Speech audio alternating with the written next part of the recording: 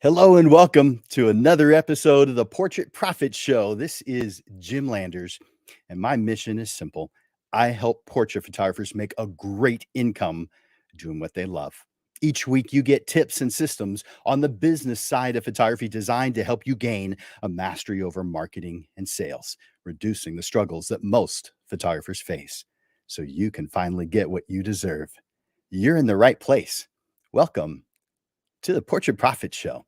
The Portrait Profit Show is brought to you by Digital Pro Lab and Landers Photography School.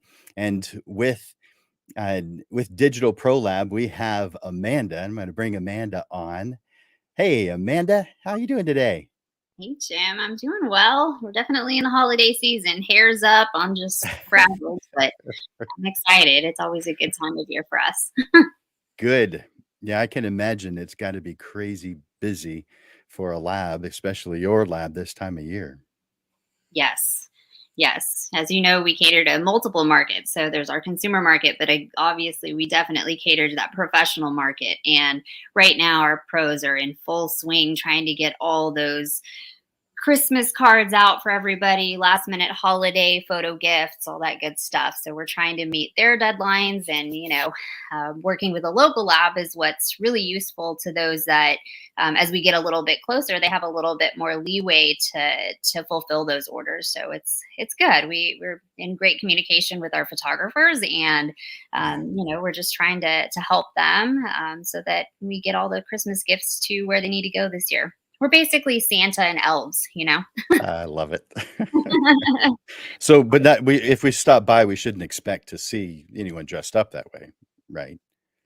I Or mean, who knows? I know I've seen you dressed up like an elf before, at least in pictures. yeah, no, definitely. We whatever it takes to get us through. If we have to, elf ears on or something, we're definitely going to do it to get us through and keep smiling through the busy of Christmas season. We really enjoy it because we get to see lots of different things and meet lots of different people. So it's a lot of fun. Nice. Yeah. Well, are you excited about today's topic? I'm excited about every topic every week, but my Mhm. favorites are always the panels that we have because we get to Yeah. bring three photographers together that have differing ideas, all Yes. answering similar questions. So we get a lot of great feedback for our photographers that are watching. I know I love hearing them because I learn things about my customers that I didn't really know that they go through, on a day-to-day basis. And this topic today, which is, the facts page for a photographer, right? All those questions that their customers ask them on a daily, weekly, monthly basis that they encounter, and how they answer those questions is a really great topic, Jim. So kudos for that. I'm excited to hear what the panelists say. Yeah, me too. All right. So before I bring them on, you guys who are watching, I want to tell you, I want you to be encouraged. I want you to feel welcome to leave comments, ask questions, bring your dog into the background. Whoops. I'm clearly at home and she's ready to play. I love it. Gray was here just a second ago. I don't know where he went. But before you leave any comments or message down at the bottom of your screen, I want you to see to read this. We use a platform called StreamYard, which causes us to be able to simulcast to multiple different places. We are simulcasting to 5 different Facebook pages, 2 YouTube channels, and to 1 LinkedIn page. And we don't know who you are unless you give StreamYard permission to tell us who you are. So we kind of sort of see you, not really. If let's say you're on Facebook and you leave a comment, it just says Facebook user. And if you want to remain anonymous, then don't go to this link that you see at the bottom of your screen. But it's streamyard.com / uh, what is it? It'll come up again in a second. I forgot already. um, There it is, streamyard.com / Facebook. That's what I thought it was. So if you just enter that into your browser and give StreamYard permission, then we'll be able to see your name. And I want to encourage you to write questions, to give responses. In fact, in the comments right now, I'd like for you to share a question that you have gotten from prospects. even before we've begun. You don't know what questions we're going to be asking, but what questions are you receiving? Put those in the comments, because if we have time, we're going to add some to what we're doing, and we want to encourage you to do that right away and throughout. Anytime you have a question that something motivates you, inspires you to bring something else up, we are encouraging you to put that in the comments. Also, if you're here watching us live right now, will you do me a favor and enter in hashtag live? Hashtag live. She's awesome. And by the way, guys, that's Isla, and she is the official Digital Pro Lab dog, and she's just the sweetest thing ever. She's Yeah, I big think and fluffy. if you haven't been by the lab, then you haven't really experienced her. She's nutty for sure, but she knows how to answer customer questions at the counter and answer the drive-through. She's a hoot. That's awesome. Yeah. That's awesome. So enter in hashtag live to tell us that you are here watching right now. And if you're watching the replay, hopefully you guys know that these they're just down in the feed. You may have to search for them, but these are in the feed, but they're being saved. And enter in hashtag replay if you're watching this as a replay. But those of you here live right now, please enter in hashtag live. And maybe I'll do a couple of call outs real quick to let's say, I see Jero, thank you for being here, and Lupe, Melissa, how you doing, Melissa? And Rick, where are you coming to us from this time? Is it California again, or are you here in San Antonio? Francis, you're here. I've got a whole bunch of Facebook users, so you guys want to remain anonymous, I guess, or the link didn't work. And Joanne, glad you're here. Joanne's going to be one of our panelists next month. So awesome. Glad you guys are here. Tony. Tony is here. So thank you guys for letting us know you're here. Melissa's saying hi to both of us. And Paula, man, a bunch of you guys. Thank you so much. Enter in hashtag live. Let us know you're here. And we are broadcasting from San Antonio, Texas. If you're not from this area, let us know where you are watching us from. Most of the people that watch definitely are from in our area because, well, that's where we have the biggest impact. But we do have people watching from all over. And so let us know where you're coming from. Hosey, glad you're here. Haven't seen you in a while. I was just thinking about you today. So let's bring Paula's watching from Louisiana. Awesome. All right, so let's bring on our panelists just to say hi real quick. I love you guys. DPL for President 2024. Yeah, I think they get a lot of votes. That's not a political comment. I mean, I guess it kind of is, but I think the DPO would get a lot of votes. Thanks for sharing that. So let's bring on the. Let me take that off for now. Our panelists today, and I'd like for you guys to help me welcome Jason, Taylor, and Adnan. Thank you guys for being here today. Thank you for having us. Thank you. Yeah, looking forward to it. You guys look sharp. I'm looking at each one of you, and I'm anticipating some really good answers today. And I know the three of you well enough to know that this is going to be another good group of panelists. We do a panelist group every single month on the second the second Monday of every single month, and we move it to this time at 6:30, so that those who can't make our regular time of noon may be able to make the evening time. And as Amanda mentioned earlier, she loves to hear different voices, and I do too. And so this is always these panels are always her favorite. So thank you guys for being on. I'm going to give each one of you an opportunity to share who you are with the group. So let me take you back off temporarily, and I'll bring you back on one at a time. Let's see. Good looking group, huh, Amanda? Great. I need to up my audio visual game here. You're funny. All right, so I'm going to take you back off. There we go. And let's see. Let's bring on And I just remembered I didn't change that. Let's bring Ednan on first. Hey, Ednan, how's it going? Hey, great. How are you, Jim? Good. Thank you for being here today.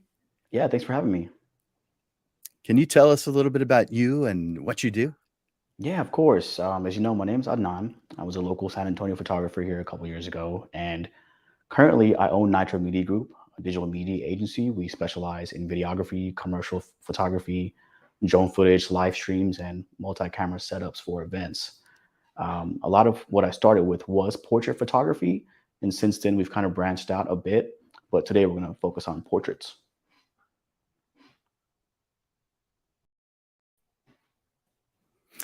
Thank you very much for that. So you've grown into several additional things from where you started. Can you give me an idea of what caused you to branch out into some other things? Yeah, good question. So, I mean, I kind of initially started with video first, but I didn't have the skills and equipment yet. So, a lot of what I started with was portraits, but I wanted to diversify my options. I didn't want to be a seasonal photographer. So, I didn't want to be at the whim of only Christmas shoots or, seasonal shoots. So, I wanted to be almost recession proof. When you offer multiple services, you can kind of service multiple industries and they all have their up and downs. So we can service real estate clients or big commercial clients. So it kind of lets us have the flexibility to not have many slow periods. No. Okay. Very good. Thank you, Adnan. Yeah, of course. All right. So that was our first. Let's bring on the next. And no, these are in no particular order. I'm bringing in Taylor Odiambo. Hi, Taylor. Hey, how are you? Thank you so much for being with us today for the Portrait Profit Show and bringing Nova with you. Yeah, my daughter, she'll be here with me Yay. back here. So can you tell us a little bit about you and what you do? Sure. Well, I'm based in San Antonio and I'm a fashion photographer and I kind of fall into commercial a lot as well. But I mostly work with boutiques, fashion designers. I work with talent agencies to help develop their talents. So if a modeling agency has a roster of models that they need good headshots for, or they need comp cards for, that's what I help them with. I'm very knowledgeable about the fashion industry. I study fashion as well, just so it will help with my photography. So very much fashion based over here. Have you always been fashion, or have you done several different things in your growth to where you are today? I started in weddings, and actually it gave me a chance to get into fashion because my style is very editorial. It's actually not very portrait at all. It's very like what you see in magazines, even my wedding work. And a lot of wedding designers or wedding dress designers would reach out to me and ask me to photograph their lookbooks for their designs. So that's kind of how I got into fashion, is through weddings. What is your favorite single job you've ever done? So I work with a lot of drag queens and they're always a good bunch. They're very creative. They put on a show. Like they really put a lot into their art, into their performances. And I love capturing their designs. It's for stage. It's exciting. I've photographed, some stuff for shows in Vegas, so Yeah. it's really cool to see somebody work very hard on that and to bring it to a visual format. Very cool. Thank Yeah. you, Taylor. Mhm. I'm excited that you're here today. Thank you. All right, so let's bring on Jason Carmody. Hey, Jason, how are you doing today? Very good. How are you, Jim? Good. Now, Jason and I have worked together multiple times, and I've hired him to teach a handful of my classes at Landers Photography School. So I know a little bit about his philosophy and what he does. And if you don't mind, Jason, I'm going to jump into that for for a second.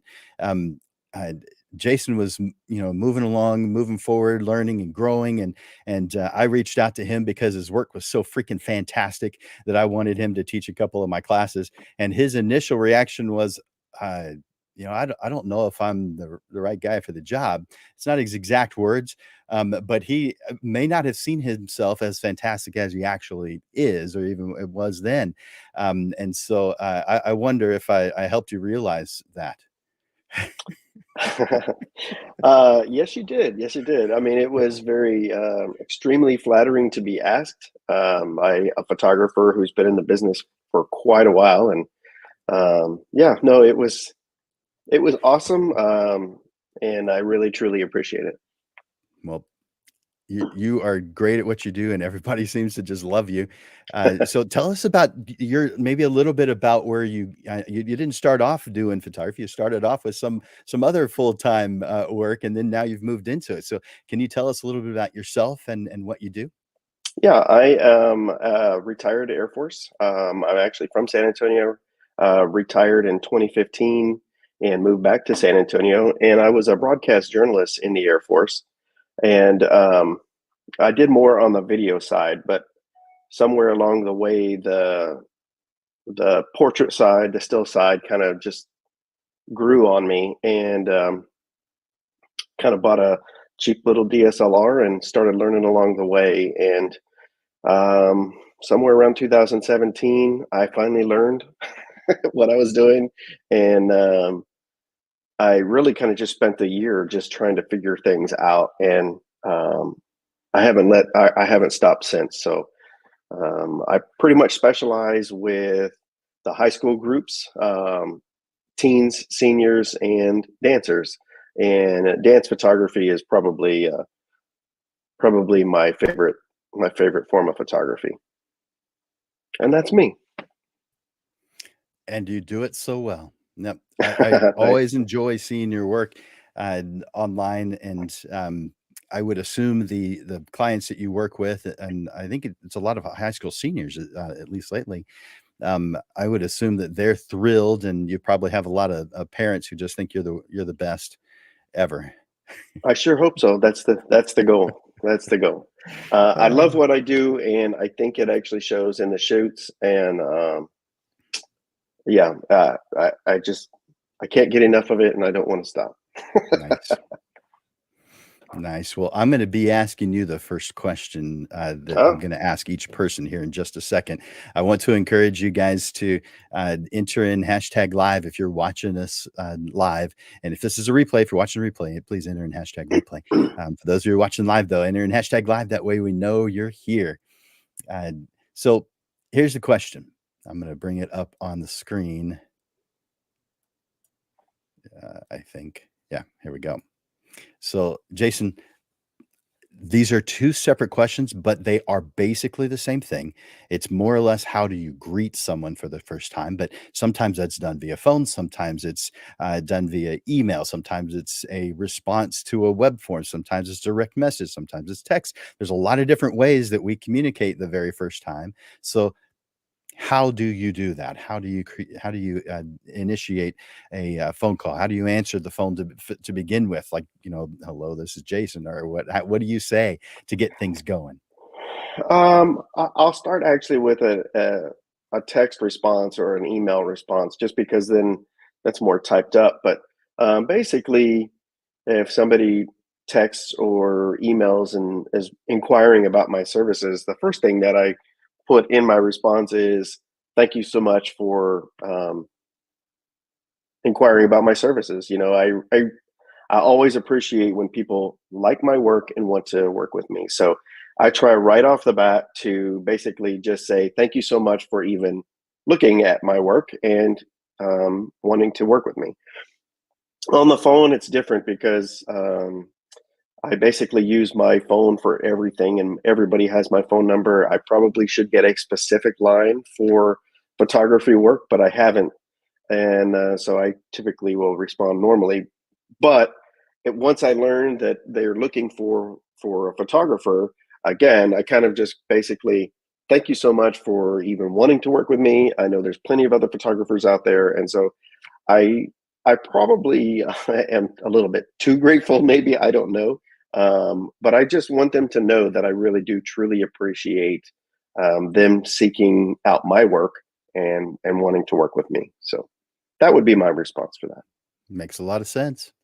It sounds like a good greeting, and it seems to me like they're receiving a warm welcome as a result of that. So perfect. Thank you, All right, Jason. awesome. So that same question is going to go to Adnan.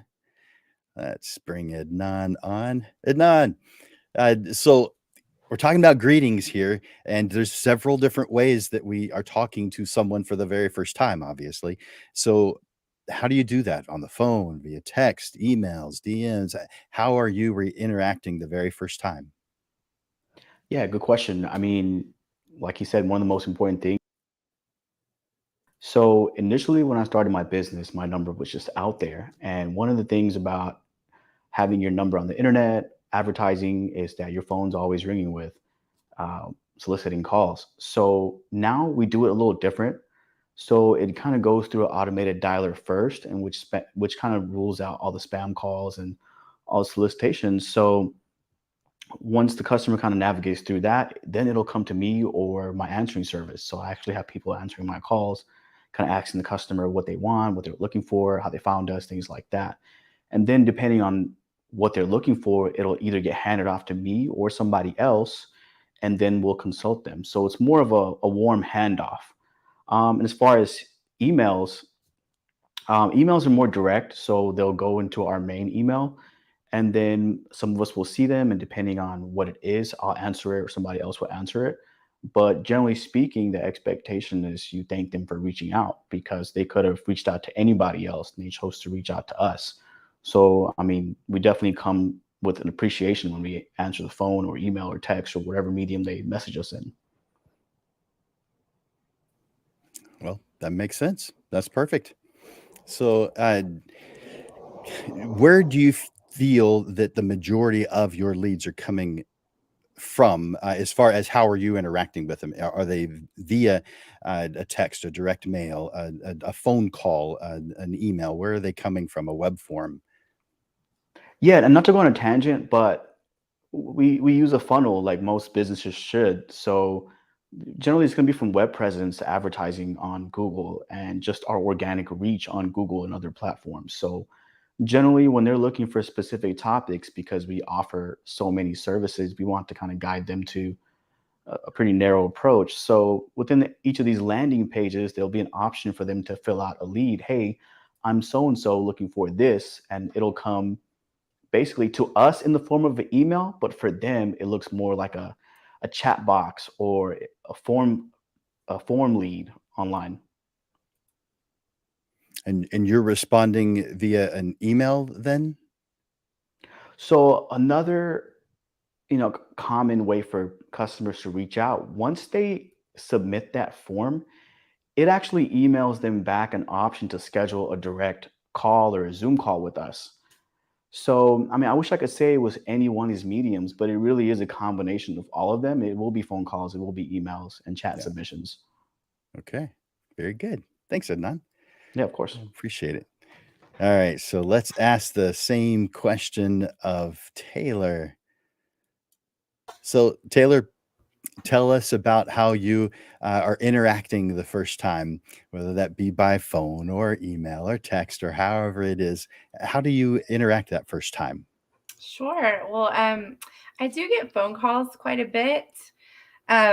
Sometimes they're for exactly what I do, and sometimes it's for something that I do not do, from someone who just happens to like my work. So I, of course, thank them for calling me, try to get a little more information about their project and see if I'm a good fit. Um, and then we kind of go from there. I do get a lot of inquiries off of Instagram. That's a pretty good way for people to get a hold of me. Mostly in the modeling industry is where I get from Instagram. People wanting portfolio pictures or headshots. And I always, my work is very specific. I think it's very niche. So I know that if someone is interested in my work, they really have done their research. They're not just looking for any photographer, like my work is not for everybody, but it is for a lot of people. But I know that if they're asking me, that they've actually done a little bit of research on my work. So I just try to thank them for doing that research. And then I try to gauge, what's important to them. I try to see how I can help them either with their business or with their goals. And I like to meet up for coffee too shortly after that, because I like for people to see my face. I like them to know that I'm a real person, not just behind a computer. That's very important to me as well. So that's pretty much how I first start interacting with my potential clients.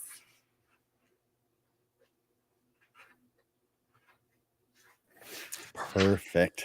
That's a good answer, and I can picture all that.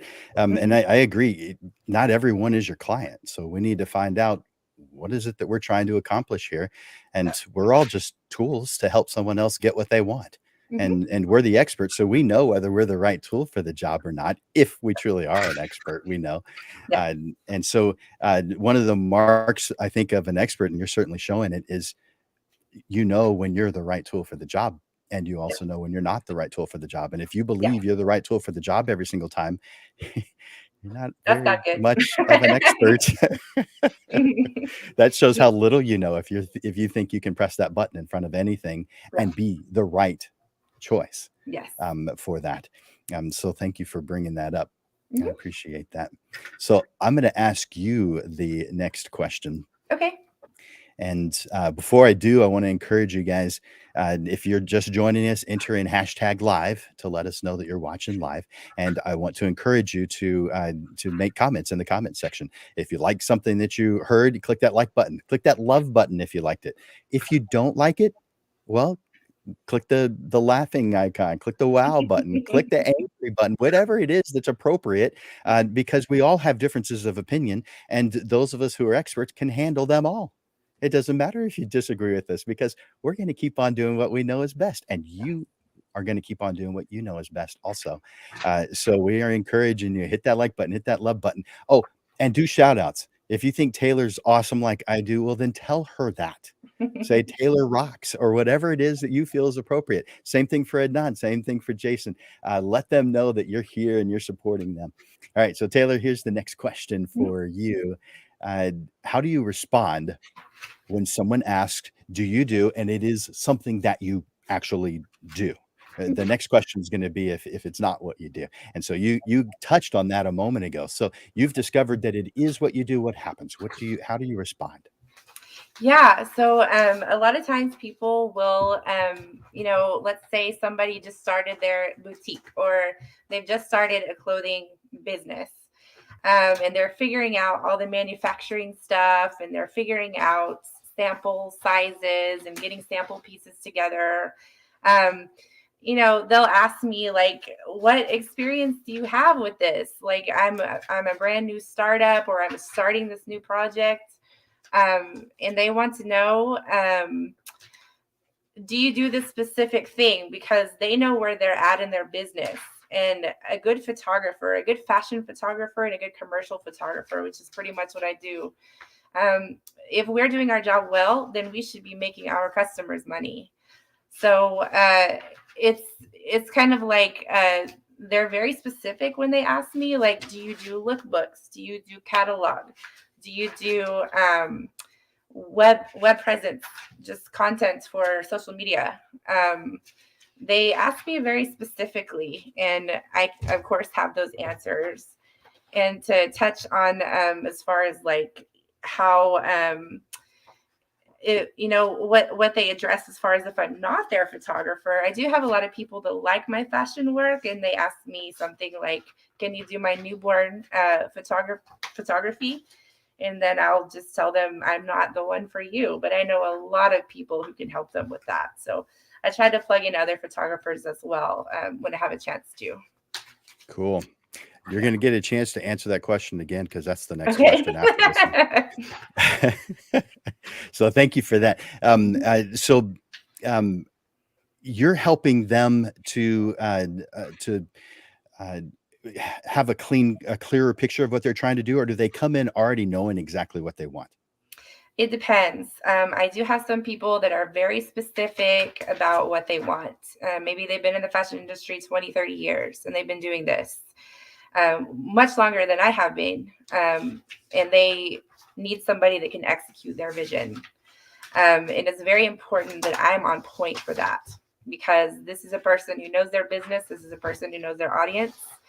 So what I try to do is find out as much as I can about that person, their past projects, their past work, what's important to them, what is important to their clients. And I try to figure out how I can incorporate that into my photography, because like I said, I should be making them money at the end of the day. My job is to give them a visual presence that's going to lead to revenue for them. Is that something that is difficult to do, or something that's pretty easy to do? And is there some way of tracking that to actually show that you're reaching the goal that you have set? I do have constant Zoom meetings with my clients just to see if we're meeting benchmarks, milestones. If they have something that they want to change, we'll certainly accommodate them. Just checking in with your clients. You have to realize it's not about you and your vision, it's about your client's vision. And also I do have those clients too they're startups. They're a brand, they just got out of fashion school, or they just bought their first inventory to put a boutique together, and they don't really know what they want visually their presence to be. So at that point, I kind of gauge them like, well, go look at other websites and what do you like about those things? Or what do you really want to tell your customers? Like, what is your voice here? Like, what are you trying to tell people that you offer? What value do you bring to them? That's what I want to photograph. Okay, perfect. Thank you, Taylor. Mhm.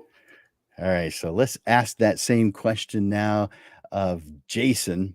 So, Jason, when someone calls and they say, "Do you do?" and it is the thing that you do. Um, so if that's, do you do dance photographs? Do you do high school seniors? Whatever it is that you do, how do you respond to that? Typically, I'm as enthusiastic as I can be. Yes, I do that. That's what I specialize in. It's what I've been doing for the last 4 years, that type of thing. I just want to kind of reassure them that that is right in line with who I am as a photographer and what I am best at. Kind of from there, really depends on the session. A typical like dance session, I don't necessarily have to feel like I have to meet with the clients, but for a senior session, those are so much different. A lot of people know a senior photographer session. You kind of want to meet with that client face to face. You want to kind of get to know the parents a little bit, but you also, to me, I want to get to know who that senior is. And so I try to go from, hey, yes, I am a senior photographer. I try to figure out what they're wanting to do. And then I try to set up a face to face to where we can kind of go over what they're hoping to have. And sometimes, again, and Taylor's mentioned it, we're not the customer for everybody. And so sometimes over the phone call, you can learn that. Sometimes in that face to face meeting before the session, you can determine, hey, whether I'm the photographer for this person. And so, sometimes people have a specific style or look that they want. And if it's not the style or look that I typically give, I really try to let them know kind of more, hey, this is my look, this is my style. Again, it's not about me, but I'm also not going to change the way I do things really to give a look that I'm not comfortable giving. So I really try to make sure that we are going to be compatible. And as much as I can in that conversation, I'm a talker like you, Jim, so I will talk their ear off over the phone. And if I feel like we need to do that one-on-one, face-to-face, that's where I really try to lead that to, is always a face-to-face, especially for a senior session. But when it comes to like teens or dance, I will again tell them, hey, I've been doing this for years. I've been specializing in it for years. If I need to, I will text them a link to my galleries, websites, that type of thing, just to kind of give them an idea for my work. And so they just have a little bit better idea for who I am and what my work is like. So That's perfect. So I'd like to meet face to face too, and I know not everybody does, and not everybody's business model is that the right choice, the right grouping of tools, combination of tools to use. But I do like meeting with my clients. You like meeting with your clients. Can you share with us why you like to meet with your clients face to face? Um, so I think there's two reasons. I think one, I feel like a lot can be lost over text. You know, it's just letters and numbers, and sometimes you don't really get a full feel for who this person is that you're dealing with. Probably the most important thing for me is, um, and it is what it is, but I am a male photographer and I primarily work with high school girls. And I need the parents to know who I am and that they can trust that I have their daughter's best interest at heart. And so I feel like I can do that easier in a one-on-one, face-to-face. They can get to know me a little bit more. I am pretty much an open book and I wear everything on my sleeves and on my shirt. So I try to be me as much as I can in that face-to-face. And I Good. think as a male photographer who works primarily with young women, I think that's important. And so it's something that I will continue to do. It makes a ton of sense. I mean, and as things change, it becomes even more important that feeling that you're doing something about how that feeling you have, the potential feelings that they have, you're addressing those. My motivation for meeting with someone in person is similar, but it's different than that. And for each one of us, our reasons for doing the combinations of tools that we use is going to be different. So thank you for sharing Hmm. yours. Sure. All right, let's ask the same question now of Adnan. Let me bring him back and bring the question back up also. So how do you react when there we go. Choose the wrong one. How do you react when someone asked, "Do you do?" and it is the thing that you do? How do you react to that? Yeah, I think the key word I start with is absolutely. And reason being is I don't want to start with, oh yeah, I do this and that. I let them know, like, absolutely, that's definitely something we do. If you're not enthusiastic about it, you're not showing like authority and being an expert in that field. So it reassures the customer, like, hey, I'm talking to the right person. And after the initial conversation, we want to dive into more specifics because even though it's something we may do, we want to know why they're doing what they're doing. For instance, if it's a commercial client, they may be trying to get reach on a platform, or they may be trying to sell a product or a service. And sometimes customers, they think they want a final product, but they may not know why they need that product or why they may need a different service. Maybe they want photos, but they need videos or vice versa. So we really get into a more consultation approach. We figure out what they need, what their goals are. If they're trying to increase like a performance metric, like we want to increase our sales, or we want to highlight a product that's not doing well. So generally, we want to meet with whoever the decision maker is. Sometimes you're speaking to an assistant for a company or for a CEO, and you want to talk to a decision maker. So we need to do a second call or follow up. That's something we'll do too. Um, and as far as portrait clients, we'll ask them, what they're looking for, and if it's something we do, we want to ask for inspiration shots. We don't want to just take every customer. There's things we may not do, so we want to qualify our customers and let them qualify us for the right person to do the job. So we'll ask for inspiration shots, why they want this, or what kind of locations they're looking for, what type of and what a home run would look like. So that's a question I'll ask a lot. Like, what does a home run look like for you? It may be, hey, I want a ton of pictures, or I want to recreate this one shot. So getting to know our customers and then what they need. Perfect. So tell us and give us an example of a home run that you've helped someone with. Yeah, good question. So a lot of what we'll do is like promotional videos, and some of them are for startups. They may be pitching a product on like Shark Tank or like a national TV chain. But before they do that, they need to get investors. And so one product that stands out was a Tesla supercharger, but it's portable. So they're new to the market. They wanted to create like a hype reel so they can pitch to investors because the way they were doing it, it's very boring and PowerPoint presentations, not very interactive. So they wanted to have some engaging content during presentations. I think that was like 3 or 4 months ago.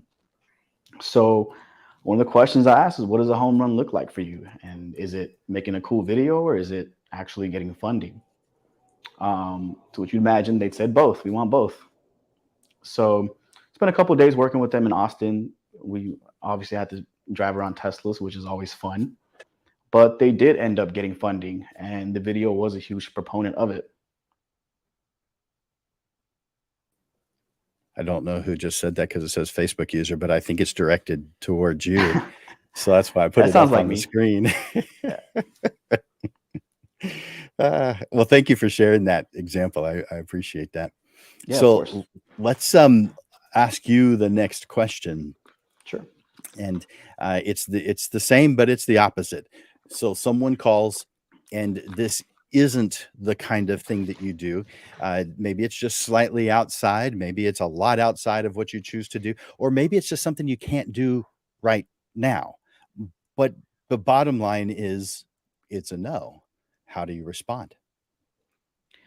Good question. It doesn't happen often. And one of the benefits of having a team is just because I can't do it great doesn't mean one of my teammates can't. So, in the rare case that it does happen, we still have the same steps. Now, the initial response isn't absolutely. It's, hey, let's talk about what you're looking for. And we still dive into specifics because for us, it can be an information gathering phase. We can see if there's a demand for this service. And if it's a common request we're getting, it may be something our company can look into in the future. Like if 10 people are asking for the service, maybe we're missing out on something. We need to look into it. But for the customer, how we handle it is we have a network. We have people we work with who may specialize in that. So if I can't do it, I'll say, hey, I may not be the best person for you, but I know so and so. I'd love to introduce you to so and so. And then I think he'd be the best person to do this for you. So I definitely try to give them some resource if I can't do it. That's great. Yeah, there's all different kinds of reasons why we may be unable to do something. It could be as simple as your schedule's full. You just don't have any other openings, and if you do, it's so far out that maybe they need something sooner. So there's all kinds of reasons. There's other businesses that specialize in just one thing, and so they're saying no to several things. But of course, if their marketing is good, they don't get questions like that. They only get the things that they're looking for. And it sounds like that you have built a team where you can say yes to more things than someone who's doing it on their own might be able to. Is that Yeah, right? that's right. Absolutely. Cool. And one thing I've learned from a previous mentor and boss is his thing would be find a way to say yes. And if I can't find a way, I'm still saying yes, but let me find you this person. So you're helping no matter what. Absolutely. Even if it's not my customer, the end goal is to help them regardless. Good. Love that. Guys, that's what you need to do if you're not doing it already. Always be helping. All right. By the way, creatives almost never need that advice. We usually are really good about wanting to help people, and we feel strongly about our clients, and we kind of almost fall in love with them, not weirdly, just we really love them, we care about them, we want the best for them, and it's in our best interest to have this naturally occurring feeling that we have. Do you feel like you have a special connection to the people you work with? I'd like to think so. They keep coming back. That's the right answer. I like that. Thank you, Adnan. Yeah, of course. All right, so let's ask that same question. Let's go to Taylor.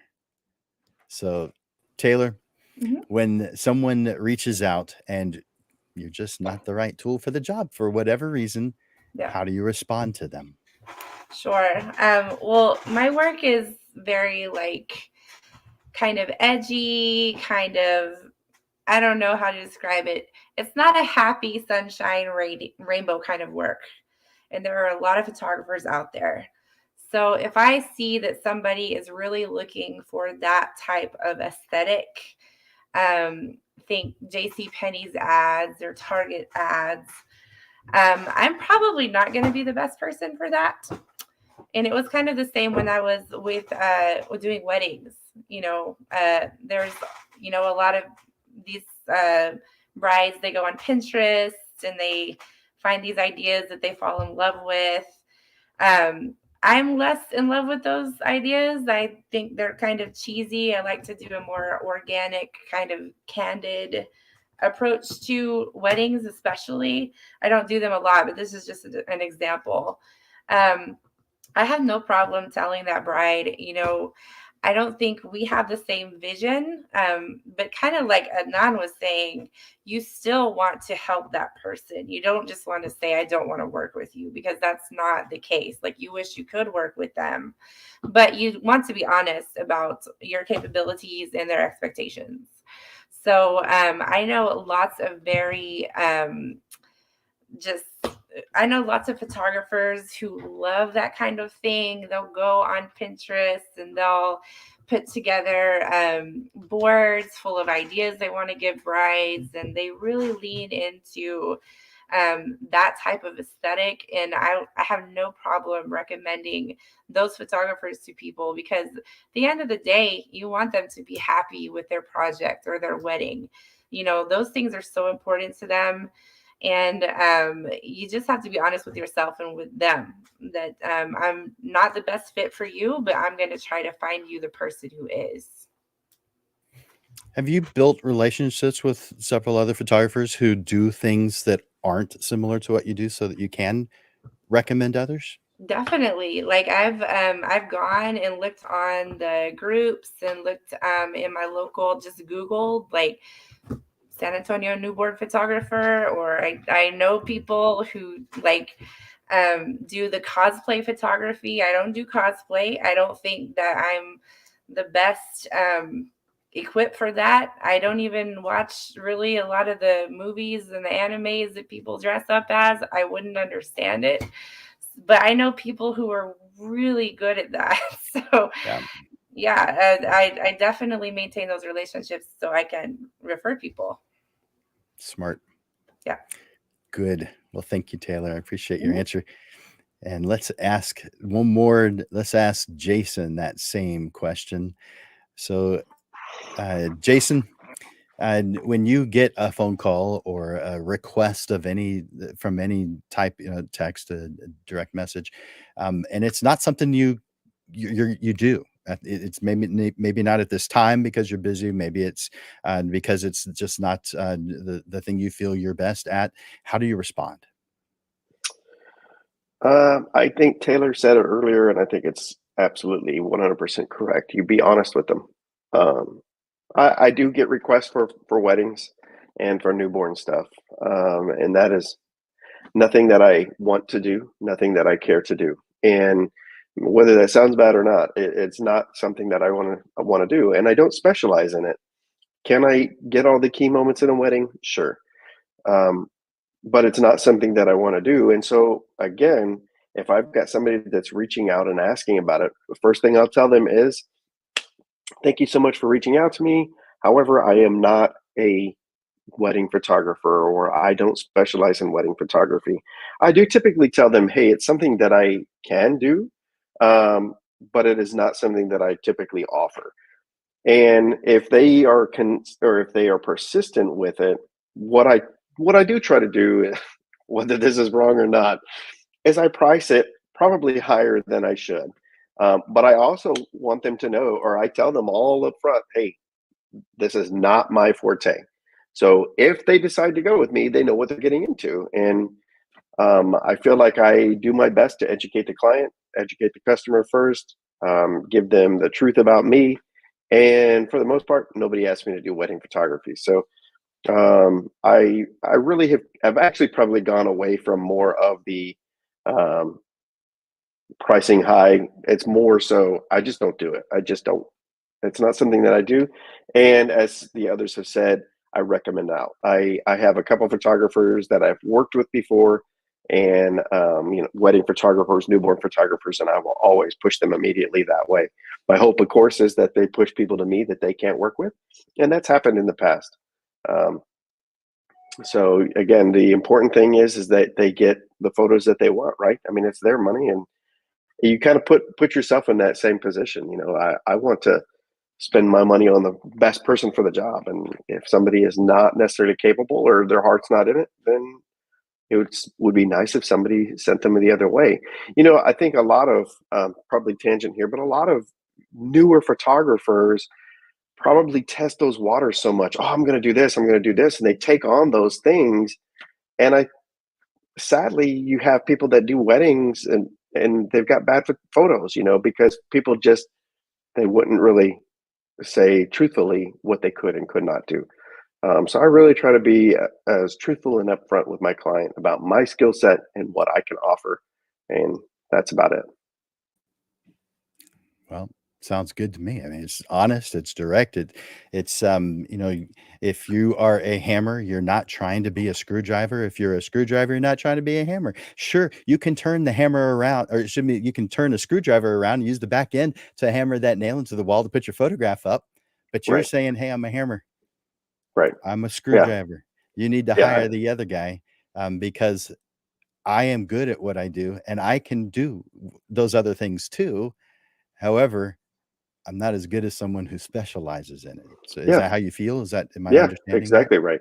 I mean, I shoot senior photos weekly, that? Yeah. but I've done like 5 weddings. So would you want somebody that's done 5 weddings to do your wedding, and are you willing to spend, because the truth is, I still have to charge for my time, right? I mean, Right. that we still have to charge. And so I can't just say, well, because I don't do weddings, I'm going to do it for free or I'm going to do it cheap. No, I'm going to still charge you my time.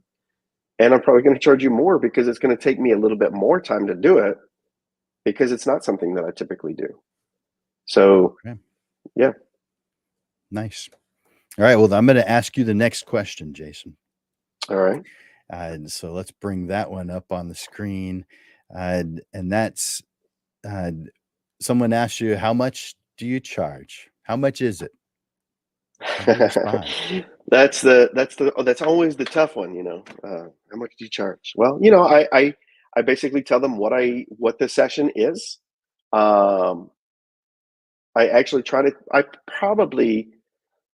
trying to think right off the top of my head, but I probably tell them what I charge and then what they're going to get for that charge. So I try to make the money side of it like a short stint, but then give them, hey, this is all you're going to get for what I charge. And I think that's probably a short answer, but that's just how I do it. I mean, some people might ask for discounts or whatever, but I try to be as straightforward with my pricing as possible.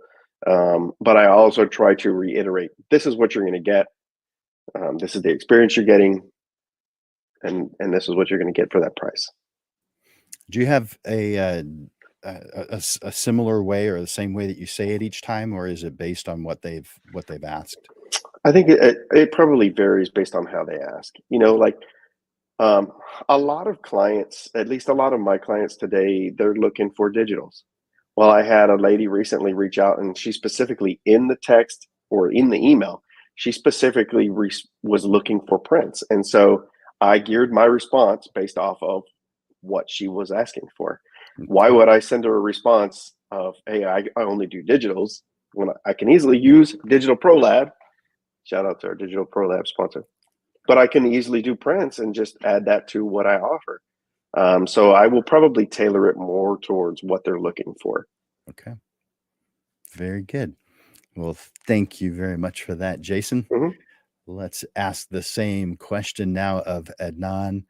Bring him back. And so when someone says, how much do you charge? How do you respond? Yeah, typically there's 2 types of customers that know exactly what they want, and customers who don't know what they want. They're just kind of shopping around. And some of those customers who are shopping around, they're not willing to have a long conversation. They just want to know your prices right off the bat. How much do you charge for this? This is what I want. So in those situations, I do a price bracket. I'll say my prices start anywhere from $200 to $5,000 for a session. And it's a price bracket, and it's also a price anchor, because now they're thinking like, what could possibly cost $5,000? Maybe I need to give more specifics so I can get into the correct bracket. Maybe I need to give them details so I can be closer to 200 or 500 instead of 5,000. So that helps me open up dialogue and more open-ended questions to figure out what they really need.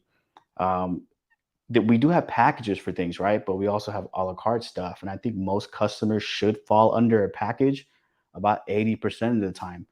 But we don't necessarily have packages for everything. So that's when some of the a la carte stuff can be used as add-ons and things like that.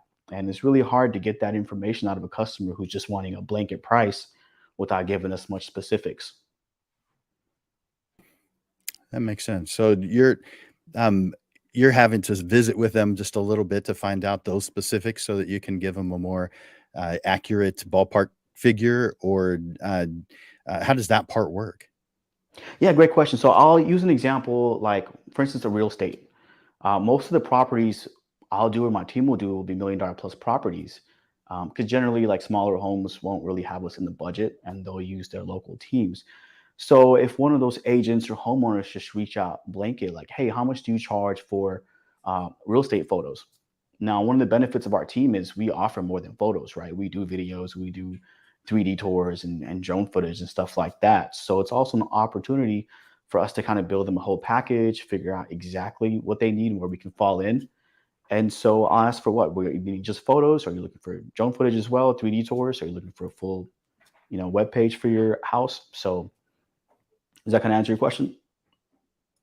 It does. Yeah. So that's perfect. Yeah. So you're gearing it to whatever it is that they're looking for. You're trying to narrow that down so that you don't have this massive range of prices, and so that they actually know what they're what's going to hit their wallet at the end of this decision making process. Yeah, I mean, sometimes we'll hit them with some sticker shock. Sometimes they need that to get back in line. Like, hey, this is what I really want. Sure. Maybe I don't need this, this, this. Because sometimes customers will want things outside of their budget. Like, obviously, for $100, we're not going to We've do never all of experienced these that things. before. Of course. Yeah. So sometimes you got to dial back your client. Absolutely. Yeah, that's right. So, so it sounds like you aren't one to cave on your prices. No, not necessarily. I think if you cave on your prices, you're devaluing your brand. And Okay. luxury brands generally don't have sales, right? Louis Vuitton doesn't have sales. Gucci doesn't have sales. And so we'd like to think, yeah, we're a luxury service. We're not, bargain dollar team. So you're like me and you believe that photography is a luxury. Absolutely. It's a luxury and it's an asset, it's an investment. And depending on your use case, you can get a return on that investment. And if you're not investing the proper amount, you may not get a return. Love it. Thanks, Adnan. Of course. Good answers. All right. So let's ask that same question of Taylor. Take you off and bring Taylor back on. So Taylor, how much do you charge? Oh man, that's a complicated question. Okay, so I can't really have a price list because my customers are so diverse in what they need. You could have somebody who just needs a photo of 5 sample items that they have just for a web presence or to submit to investors, and that's it. Or you could have somebody who needs 500 pieces of jewelry photographed for a catalog for their website or what have you. So I can't really go off of a price list, but I kind of really get to know what they need. And then I figure out what that's going to be for me as far as time, as far as investment, as far as travel. And I come up with a number that makes sense to me. So it's not really a one size fits all for me. And I also tend to price differently according to the type of business. So if you have a company who's a global company and they're making a lot of money and they have a very well-known worldwide product, that's going to be premium for me, because I'm going to do, there's going to be a lot involved with that customer, as opposed to someone who, kind of going back to what I was talking about before, just got out of fashion school. They're struggling to produce their first samples. They're trying to figure out manufacturing. They're trying to figure out marketing.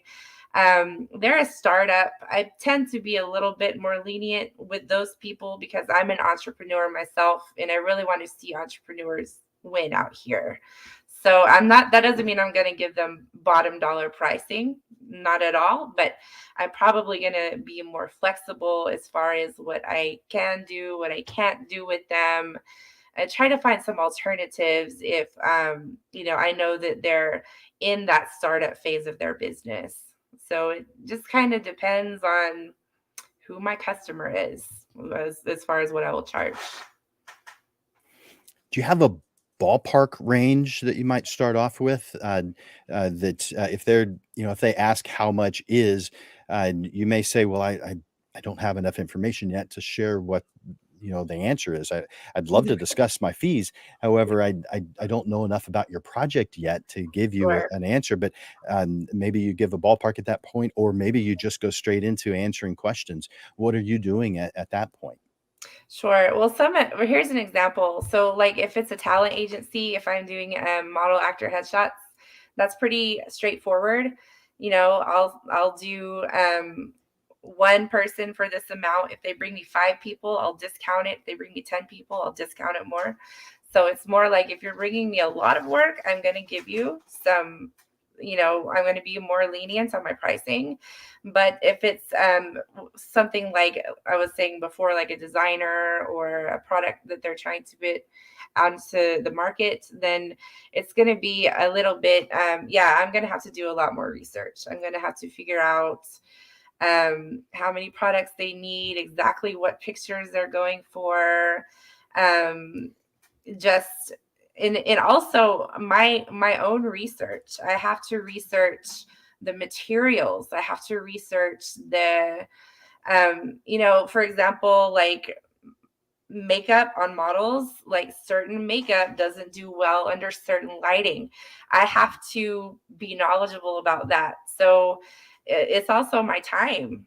So if I have to kind of figure out exactly my time, my resources I'm going to put into the project, and you just have to ask questions. Well, that makes a lot of sense. Yeah. Each one of us does something that's a little bit different, and we all have different considerations.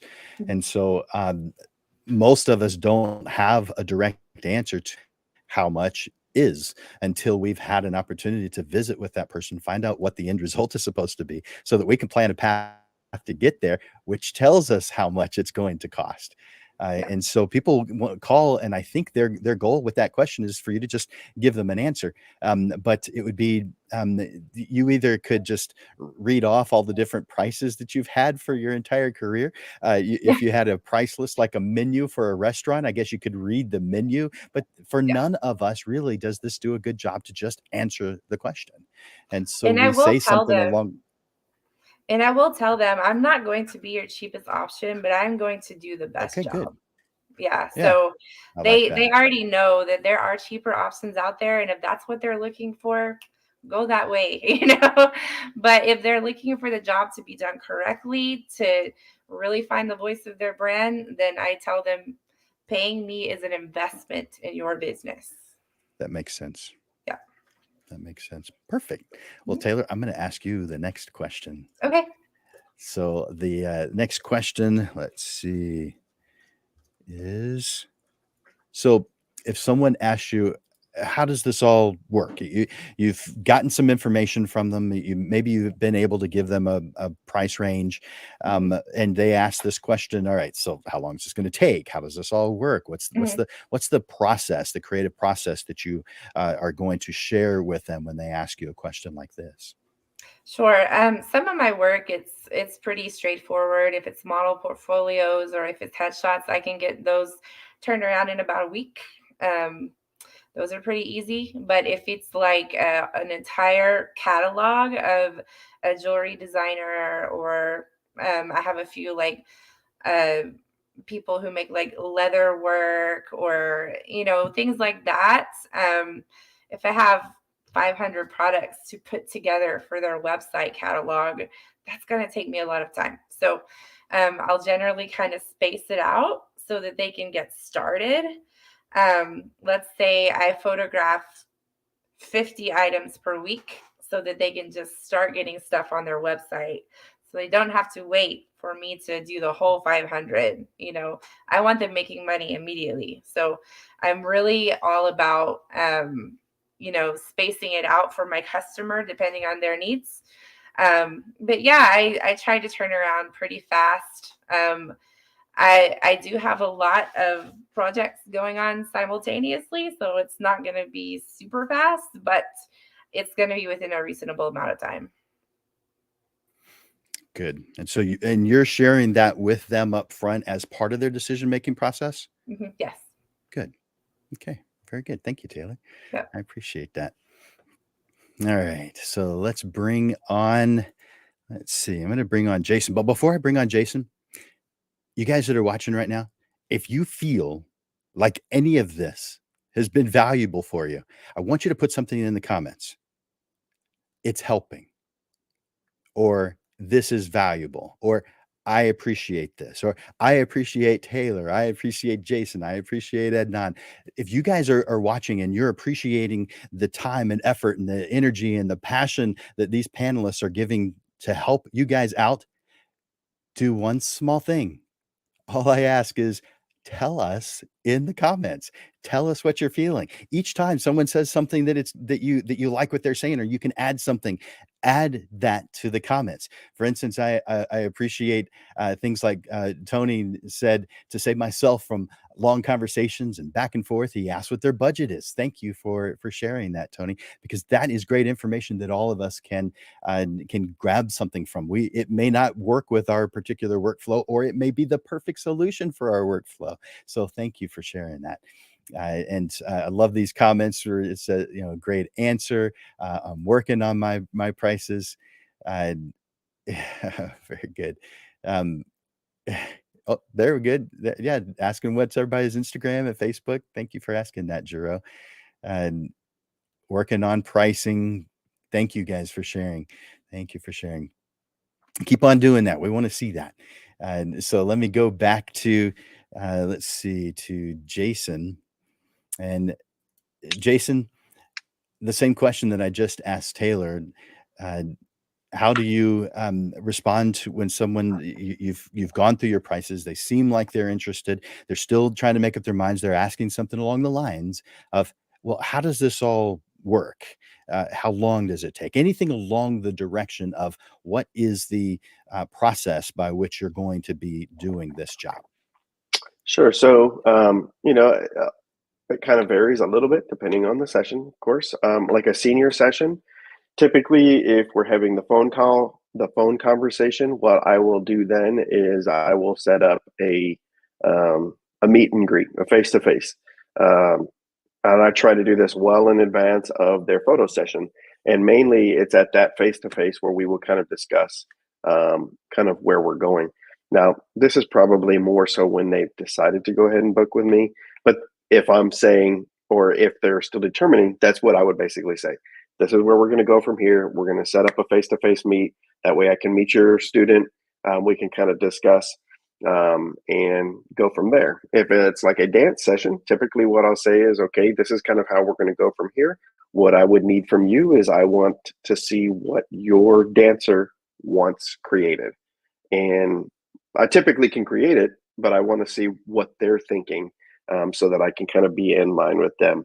And it's the same with the senior, really, when it kind of comes to that, with those little meet and greets or even whatever. I typically ask them to send me their ideas, send me their inspiration shots, and kind of go in that line. And again, that allows me to kind of see more what they're looking to create. Um, that probably is more after we've booked, but that's really where I would go. I would go phone conversation, face to face, send me inspo shots. We're going to schedule it, and then we're going to push from there. So I don't know if I fully answered that question right, but you tell me.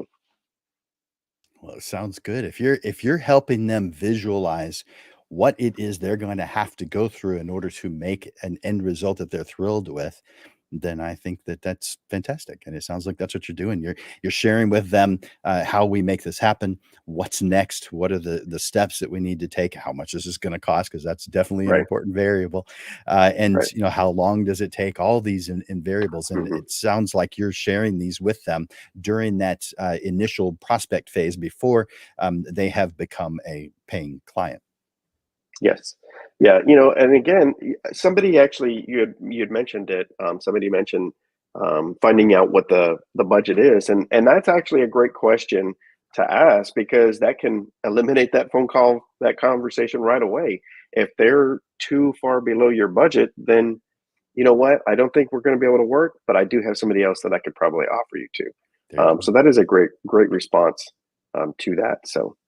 But yeah, I really hey, this is kind of the process. We're going to need outfits and ideas. That way we can kind of, what kind of locations do you want?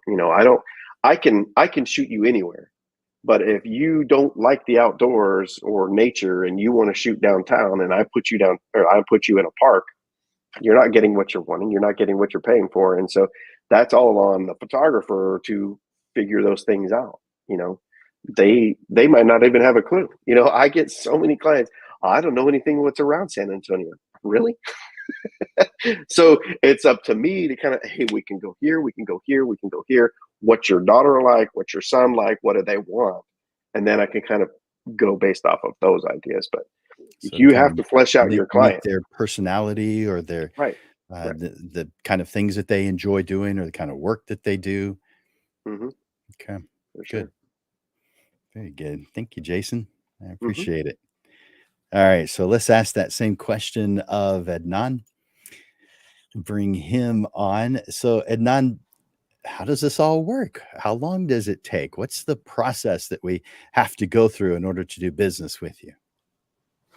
Yeah, so if we're having that conversation, it means we're already starting the right way. They probably want to book. So we walk them through the process. So depending on the service we're offering, let's say it's a portrait session, we talk about what their ideal outcome will be like. Basically, we'll do a consultation at that point, what their ideal outcome will be like, their inspiration shots, any locations they've liked, anything they want to like recreate, or if they want to just start from scratch. So after that point, we kind of walk them through what the final expectation will be like as far as like the shoot date, how long we're going to be out there, what delivery times look like, what the editing process may be, and what are the services we offer. Sometimes I know a lot of photographers just retouch everything for customers on request. We'll edit photos and we'll offer retouching, for instance, as an add-on. So we kind of set the expectation like, hey, your photos will be edited, but if you want to remove your mustard stain, like this is something we offer. So we'll set kind of clear expectations on what we're going to offer and what the client needs to do as well for us to have a successful session. So and we'll give them some best practices as well. So for instance, if it's a senior session, we'll ask them to steam their gown, not show up with wrinkled gowns, and have options for changing and stuff like that. Yeah, that sounds really good. Now, I have a question that someone has asked. I don't know if they intended it to come to you. I just saw it. They may have intended it for someone else, but I'm going to ask you. So a subsequent question is, all right, so they come in and they know or they think they want to have some photographs done, but they don't actually know at all what it is that they want. How are you helping them find that? That actually happens more often than not. And even if they do know what they want, they may not be able to vocalize it to you in the right way. They may not know the terminology. So it's up to you as a competent a professional or expert in your field to be able to ask the right questions. And that could be showing them samples. It could be, hey, here's some options. Here's some of the things we've done before. Do any of these interest you? Or what have you seen on the internet that you really like? So a lot of customers don't know what they want. And again, it's up to you to discover it by asking the right questions. And it's not generally, if you're asking questions, it shouldn't be questions they can answer with yes or no. So you can't say, hey, do you like this or that? Or you can ask them, which one of these do you like better and why? So you have to ask the right type of questions.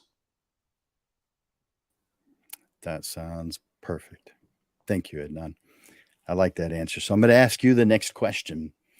And that question is, let's see, what makes you different from the other photographers out there? I think the general answer most people give is, well, my photos are better or I have really high quality content. And that's just not something we get into. At this point, most photographers are great. It's a pretty good community in San Antonio and Austin. So a lot of good content creators. So what we say is we touch on our professionalism. So, and we start by saying like, hey, we're a company. This is what we do full time. We're not doing this as a hobby. It means our schedules are in line with what you're looking for. So we're not gonna miss shoots. We've had over 400 satisfied customers, no missed shoots, no delays, and tons of Google reviews. And so you get the backing of a company. We're fully insured. So you get the professionalism. That's kind of what we touch on. Sounds like a good answer to me. Yeah. And those things are important to people. So is this something that you share if they ask, or is it something that's just part of that process when they are a prospect? So I think it's part of our initial web presence is we're Okay. not, for instance, first name, last name photography. We're a media group. And so generally people who are reaching out, they want a company backing. A lot of times customers will come to me and say, hey, I booked somebody for this, never showed up. So we want to go with the company instead. So Um, it's part of our presence and just company branding. Like we're a company. okay. Very good. Thank you, Adnan. Let's ask that same question. What makes you different? And let's ask that question of Taylor. So, Taylor, Hey. what makes you different from the other photographers? Oh, There's one thing that's obvious. You have a different color hair. yeah, I have green hair. There you go. Matches your eyes. Yeah. Um, I think a lot of people tell me, especially my fashion clients, is they love the way that I photograph women in particular. I think a lot of portrait photography features women in a very kind of demure, very soft lighting, very, I think a lot of people see that but they see my work and they see women depicted as capable and strong and a little bit angry, which is very good in fashion. They like that. So I think just how I want to portray my clients, just as very strong people, very capable people, not just the women, the men too. But I think that's kind of what separates it, because there are so many portrait photographers who will have that very light, airy um, type of style, and it's beautiful. Like it is beautiful. But that's not me. I'm much more moody, much darker. But I do it in a way that is going to sell clothing and products. So I really kind of mix the two of those very well together. And that's what most of my clients tell me why they choose me, is because my work is different in that way. Good. Is that something that you also just share with them, or is it when they have asked, or is it just based on what people have told you?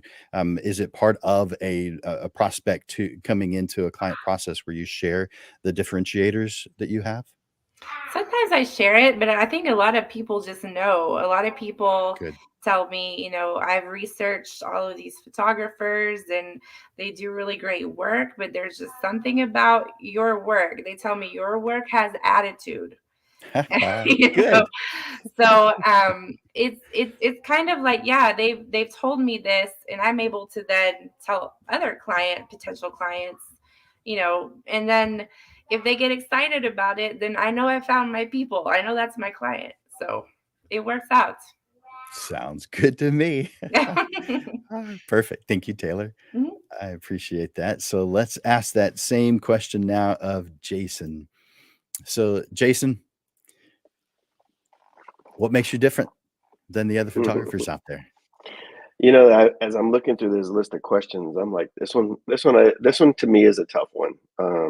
I don't know, because as Adnan said earlier, there's a lot of good photographers. There really are a lot of good photographers here in San Antonio, and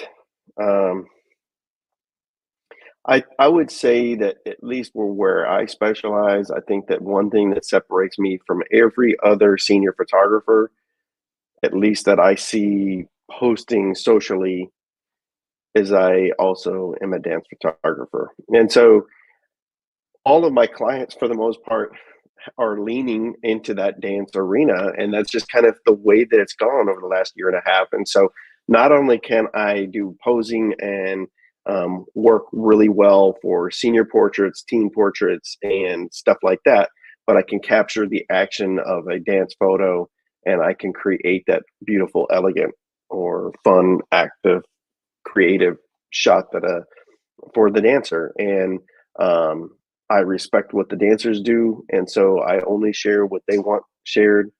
And so I think in that high school world, I guess that kind of pinpoints me more so into that area. Um, but Adnan said, and his is completely different. He's a media group, and he says he goes more to that professional side of things. And I think honestly, what sells me the most is me. And I'm not trying to brag on that, but I feel like I put my own personal touch into every session, and I probably to a fault, honestly. My wife makes fun of me all the time. You need to do this as a business, not looking for friends and all that kind of stuff. But I try to be, I'm out there. Every session I'm out there, and I want it to be the most important and most fun and most impactful to that person, their parents, at that particular time. And so to me, what sets me apart is I don't feel like I actually look at it like a business. I look at it like, let's go out there and create this together and have fun doing it. So again, whether that's a fault or not, that's how it's worked for me, and I probably can't change that. That's just who I am. Perfect. Because I think we all want to work with people who are real, who are trying to just be the best version of themselves that they can be.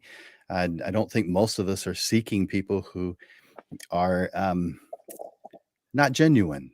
And so you just having that natural tendency to be you, I think, is one of the things that attracts people to work with you. Yeah, I would hope so. I would hope so. Thanks, Jason. Yep. All right. So let's see. Let's see. I'm going to ask a new question, but I'm going to ask Taylor. Start with Taylor on this one. So, Taylor, when someone asks you, do you give us the digital files? Now, I realize that you may have a different based on the type of work. So maybe we gear it towards the portrait side. Do you give us the digital files?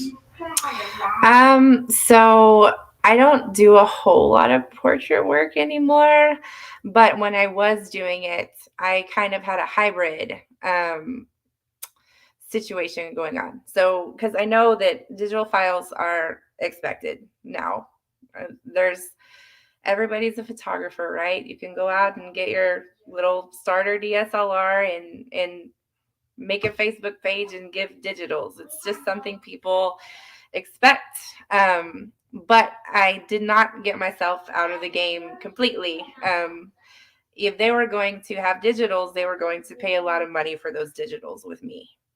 So I still wanted to offer prints because I want my work to be on their wall. I don't want my work to be on a thumb drive in their drawer. I don't want my work to be on a digital album. Like, I want them to look at my work every day. Maybe that's my ego as a creative, but I would offer the hybrid. I would say, okay, in your package, you're going to get this. Hold on. Hey, baby. I want them to be able to have my work on their wall and appreciate it because it's something that they paid a lot of money for. It's something that obviously they've invested in. I want them to enjoy it. But I do understand that digitals are kind of, it's part of the industry now. So I would offer those as well, but with a price tag. Like your answer. Yeah. And even if it is your ego that causes you to want people to see things, I think that's part of creating. If we're creating for the purpose of hiding our work, Yeah. Maybe this isn't the right thing for us. We're creating because we actually love this. We love who we're working with. We love what it is that we're doing. Yeah. And sharing the things that we love are just one of the things that creatives do. No matter how shy, how introverted or how extroverted, there is one thing that binds all creatives together, and that's we want to share the things that we appreciate and love. We want this to get out there. We're not creating it to never ever be seen. Now, obviously, there's exceptions to that. There are people who create and never share, but not those of us who are in business for it. We actually love sharing this stuff, and we feel like it's benefiting the world. And so why would we hide something that's benefiting the world? Now, maybe our small world, our little microcosm, but still we feel it's of benefit. And so you're feeling that way. It doesn't matter what the reason is. I think it's right. Thank you so much for that answer, Taylor. All right, let's ask that same question now of Jason. So let's bring Jason on and tell us, Jason, ask that same question. Do you give the digital files? I do. Most of my clients are teenagers, and they're all on social media. They're all on Instagram. And so as much as I want their parents to have prints, the kids want photos for their social media. And that's where most of my work comes in. That's where most of my inquiries come in, is through Instagram. And so, most of them will get digitals of my work. I do try to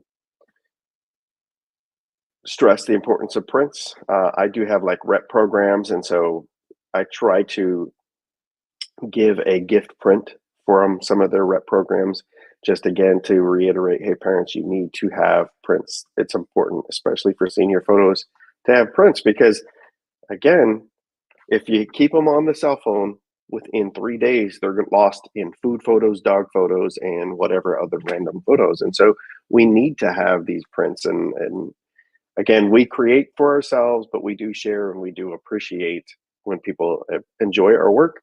And I do think it's important for people to have prints of our work. So, but yeah, digital is not going anywhere. And, when you deal with 13 to 18-year-olds, they want that digital file. I agree with that. I am like Taylor in that I charge more for digital work. Now, I say more relative to what do I charge more?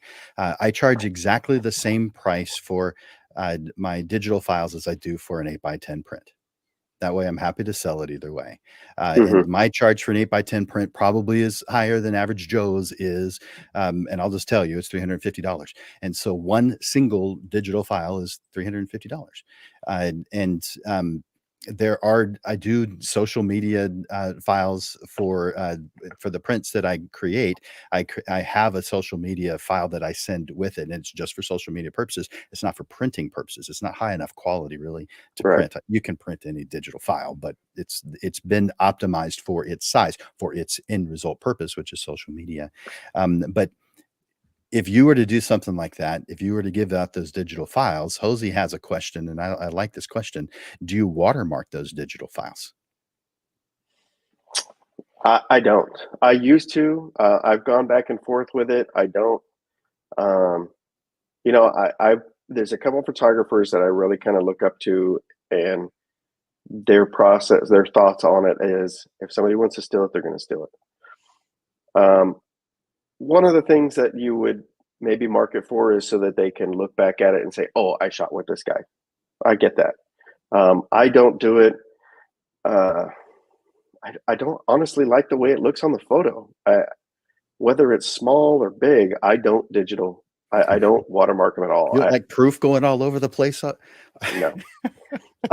You know, and even when I post in galleries, not Yeah. every gallery do I put watermarks on either, because some, you know, they've paid a certain price already to me, and so I'm not going to watermark them. They haven't stolen them that I know of. But again, if they're going to steal from me, I can't control that, and I don't have time to actually worry about that. I'm not going to worry about that stuff. If that's what they're going to do, then that's what they're going to do, and you know, so be it. That's I my agree. outlook. What's that? That's just my How you feel outlook. about it? I know. Yeah. I agree. If they're going to steal it, they're going to steal it. But I do recommend putting a watermark, and it has nothing to do with stealing. It has to do with pride. In my opinion, if you are proud of what you did, you put your somehow put your mark on it. Now, it also depends on its end result use. So if it's for commercial purposes, then you don't do that. But also if it's for marketing, if someone's going to be sharing it on their page, I want some kind of recognition. I want something. I want to give myself at least the potential that someone knows that I did it, and not some other random photographer. My goal is not to increase as Landers Photography. My goal is not to increase everybody else's sales. It's to increase Landers Photography sales. As Landers Photography School, obviously I want to increase everybody's sales, but we're talking about actual prints. And so for social media, the one I give away for free, it has my logo down in the bottom right corner. It's in white.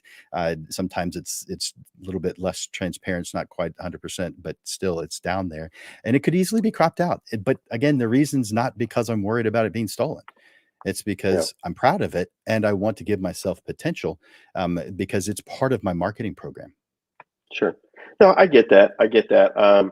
I do require everybody that shares my work to tag me in the photo as the photographer. So to me, that's basically the same as a watermark. But, you know, I know there's plenty of photographers out there that watermark. I have done it. I spent a year doing it, and it's just an extra step that I don't want to do. And so Jose followed up with that. He's thinking in a way to show that your company name in the event that your customer doesn't tag you in social media. So that's what I was That's thinking when I too. just private message them and say, you need to tag me. Yeah. And then they tag me. Okay, perfect. Good answer. Yeah. Thank you very much. Yeah, that's how I do it. If they don't tag me, I'm like, hey, you need to please tag me, or please tag me in the Nice. photo. So Nice. Thank you, Jason. Yep. All right, let's ask that same question now of Adnan. Adnan, so I'm sure it's different for different types of work, but do you give the digital files? I also have a hybrid approach, but on the commercial, digital files are obviously part of the job. But for portraits specifically, we do a hybrid approach. So we have different packages, and each package includes a allotted amount of digitals and X amount of prints. So I want them to have both in their hands, because once they see the prints, they're more likely to purchase more. And our gallery delivery, it's all digital. They can check out for what they want, and they put their codes in that's assigned to them at the time of booking. So they can pick how many digitals they want. And a lot of times it's not a ton of digitals. I'm not giving out a whole gallery of digitals. It's a very precious amount depending on the package. So as far as digitals, we also remarket them as well. So even if they don't buy a ton of digitals, that gallery stays up for about a year. And I know most photographers keep their galleries up for a month, 2 months, whatever may have you, 30 days. But I leave them up for a year or 2 years because customers revisit their galleries often and they will go repurchase. I've had grad sessions where the grandma wanted a print. She logged on and ordered a print sent to wherever she was. And it happens more often than not. And it's also an opportunity for to remarket them with email campaigns. Hey, here's X amount off on, a digital or your gallery. So to answer your question, yes and no. We give some digitals and you have opportunities to buy more digitals, but they are precious. Yeah, they are. I agree. And there's, for different purposes, there's good reasons to do so. Let's say someone just needed a headshot and they were using it for their LinkedIn profile.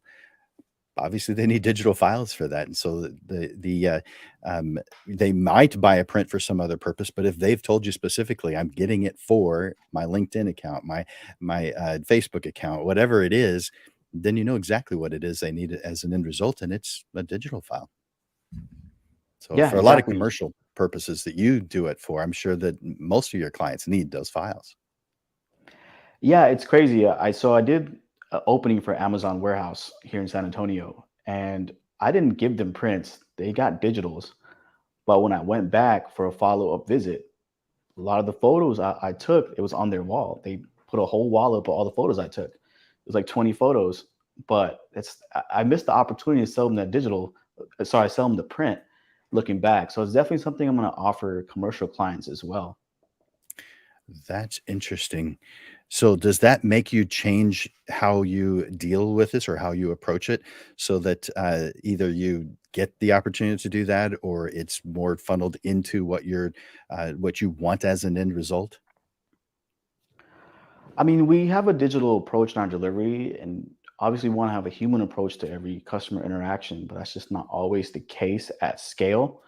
So I think for commercial clients, we can also offer another retarget opportunity, like, hey, would you be interested in putting some of these prints up in your lobby, or you have use for prints? So I think it's definitely something we should bring up more often in conversation for commercial customers.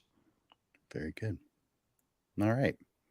Well, we've come to the end of the questions, and I'm going to give each one of you an opportunity to just have some closing thoughts. Before I do that, I'm going to bring you back here in just a second, Adnan, because I'm going to have you begin those closing thoughts. But I'm going to bring you back in a second. So, you guys, if you're appreciating what you're hearing today, if there's something that you've heard that you like, tell us. Say thank you. Say we appreciate this. Say it's helping. I want more of this. Let us know in the comments what this means to you. If this is something that you're enjoying, that you have gotten something out of, say it. You could just be as simple as thank you. Great panelists, or you could say I love Jason, or I love Adnan, or I love Taylor. Whatever it is, let them know that you're here, that you are appreciating them in the comments. Hit that love button, hit that like button. Let us know you're here. And let me bring Adnan back to give his closing thoughts on this subject or whatever it is he wants to talk about. Adnan, it's yours. Yeah. Well, thank you so much for having me. It's definitely a fun opportunity, and I got to work with Jason, who I've seen on social media quite a bit. So it was nice to finally meet. A lot of you guys messaged me during this session about the setup. So if you have any questions on how I got this look, feel free to DM me. It's easier than you think. But yeah, thanks for having me. And if you have any questions about business or commercial photography in general, how to get started, feel free to reach out. I can help you with that as well. Nice. Thank you so much, Adnan. I appreciate you.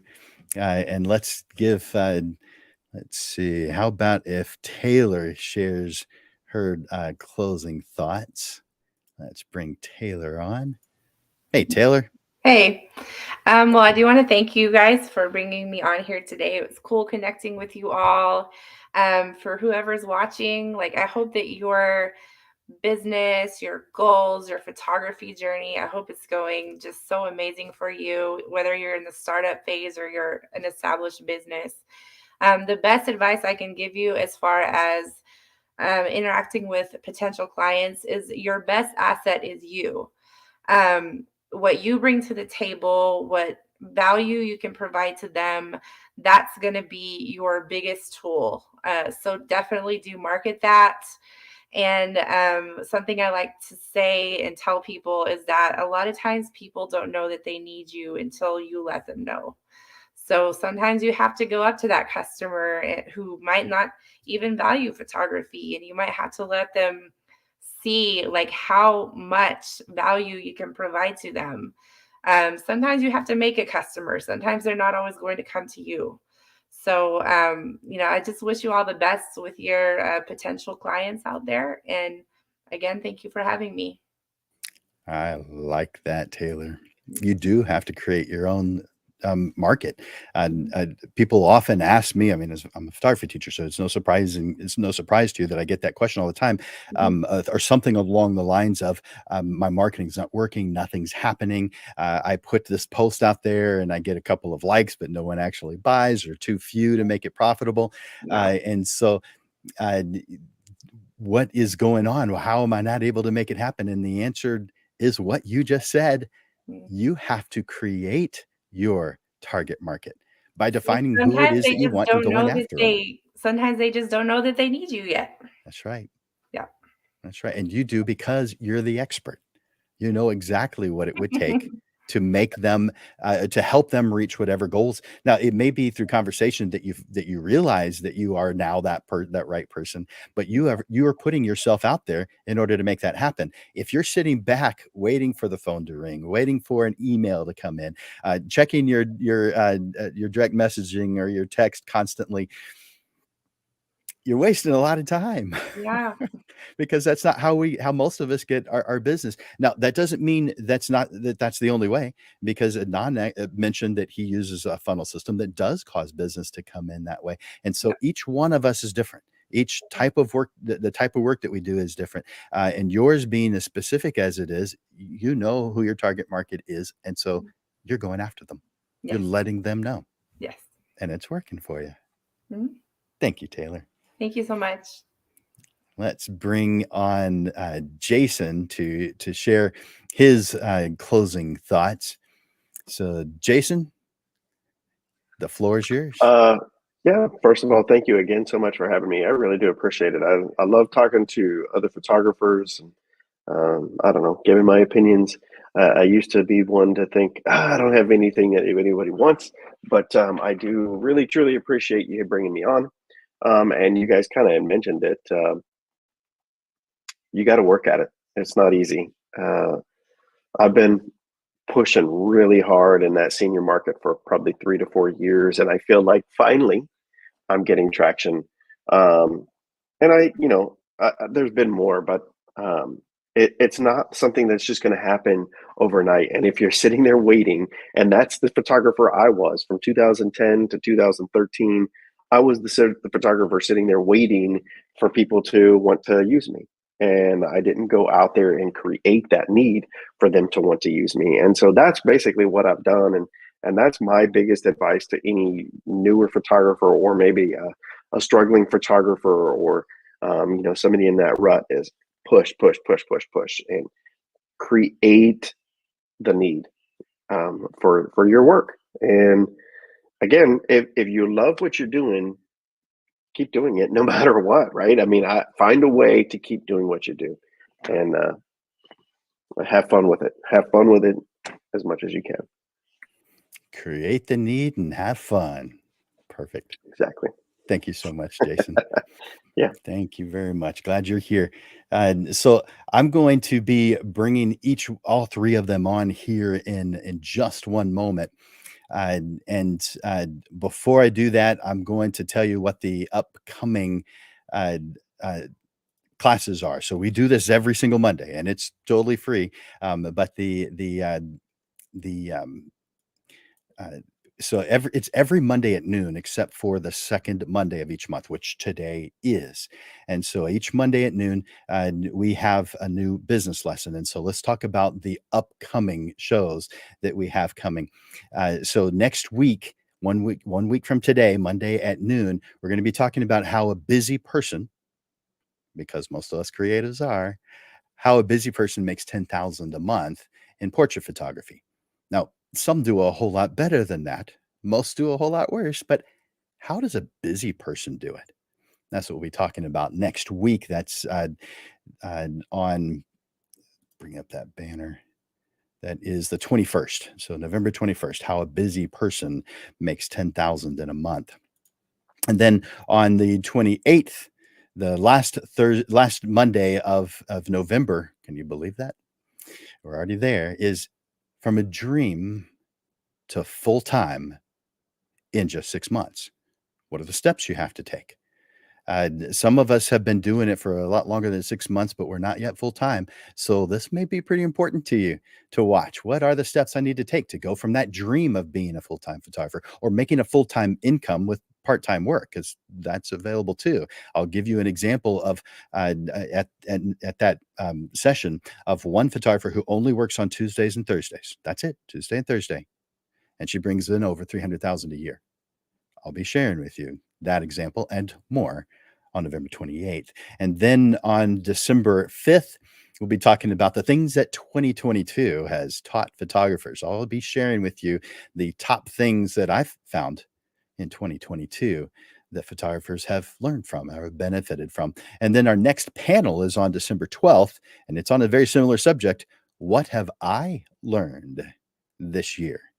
And so we have 3 panelists that we're going to be bringing on for that to share what they've learned, how they've grown, and where they're headed.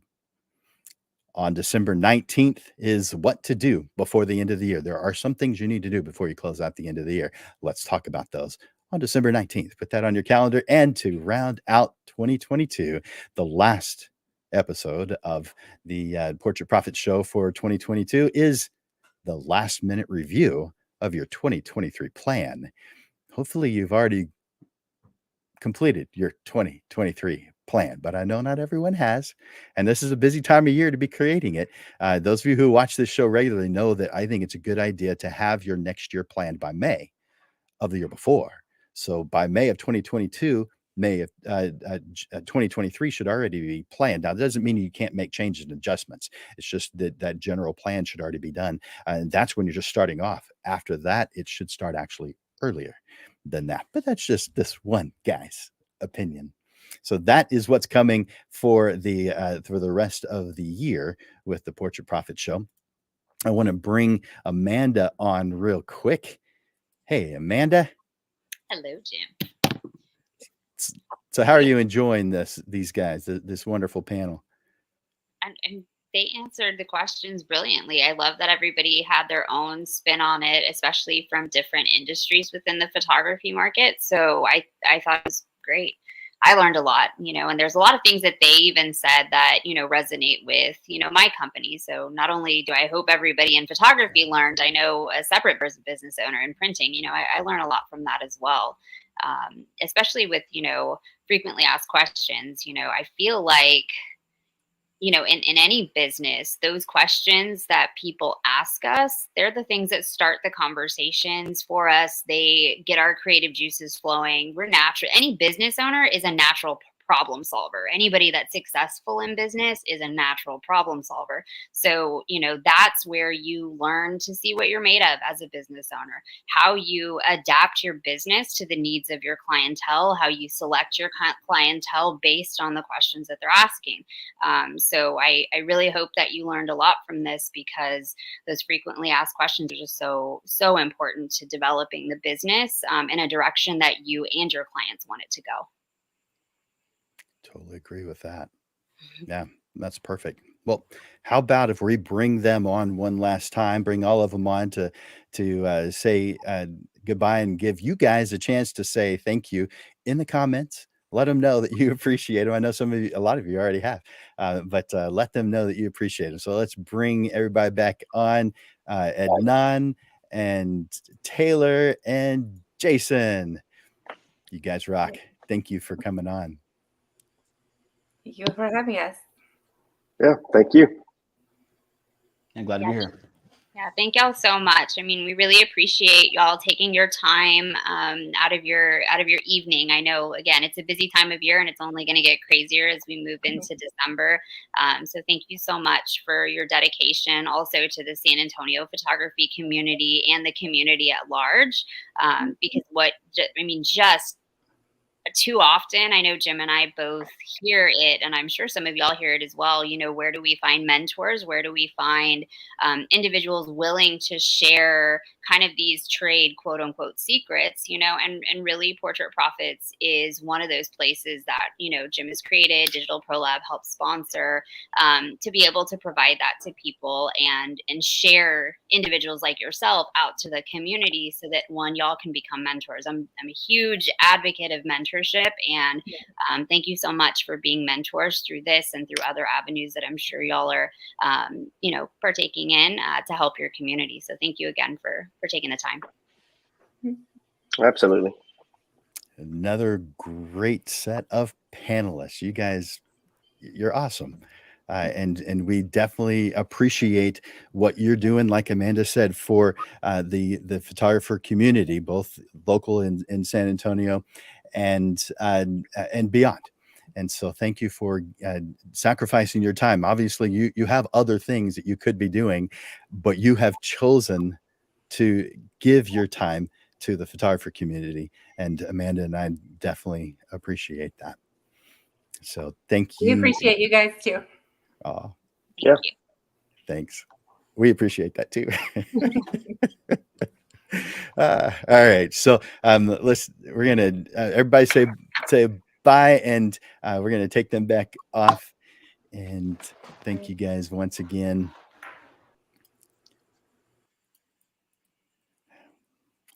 Aren't they awesome? Yeah, they really are. So did you have anything that you wanted to share with the group? Yeah, so we are running a special right now, so I do want to share that out really quick. This item that I'm sharing, we're going to do we are doing 20% off ceramic and aluminum photo ornaments. So if you have not, obviously this is kind of crunch time right now, but if you're still looking for products to offer your clients, kind of those last minute little add-ons, ornaments are a great thing to add in right now.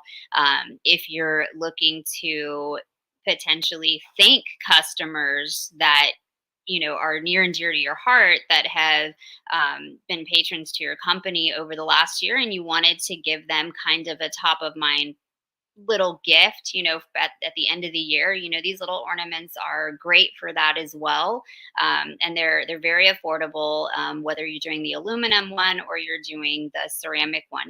Both of them have different tactile aspects to them. Ceramic is a little bit heavier. You tend to hold it a little bit more preciously. So, those things, lend themselves to that experience of a product. Aluminum is a little bit lighter. It's a little bit more modern, so you have both options there to be able to provide those to your customers. Again, whether they're as an add-on to what you're already offering them, or even it's just a little thank you at the end of the year, a little gift that hopefully will keep you top of mind moving into 2023. Had to remember what year we're in, Jim. This is getting crazy. But yeah, totally understand that. Yeah, so use code ornament20 at Digital Pro Lab when you're placing your order for ornaments. Ornament20 for 20% off. Yay! Thank you so much. You're welcome. We appreciate it. You guys take advantage of that. That's a really cool deal. I'm sure that's what you're saying right now in your mind. So thank you for sharing that with us, giving us these special deals that you give to us every single time.